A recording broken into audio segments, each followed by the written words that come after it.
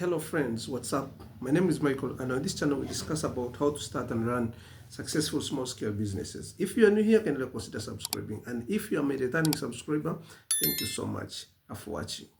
I've had a lot of people ask me about the candle business, and in today's video I want to break down the procedures of making candles and also how profitable candles are.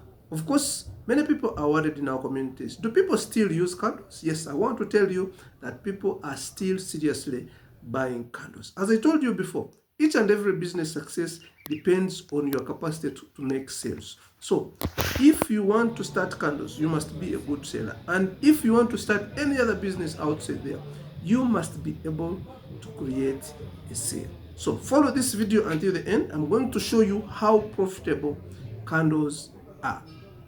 Well, we are going to start with the requirements for making candles. Of course, for candles business, if you want, you can buy a big machine, but for now, I'm going to consider the small molds that we use. We have a mold that makes 36 candles per round, and that mold costs around 250,000 Uganda shillings.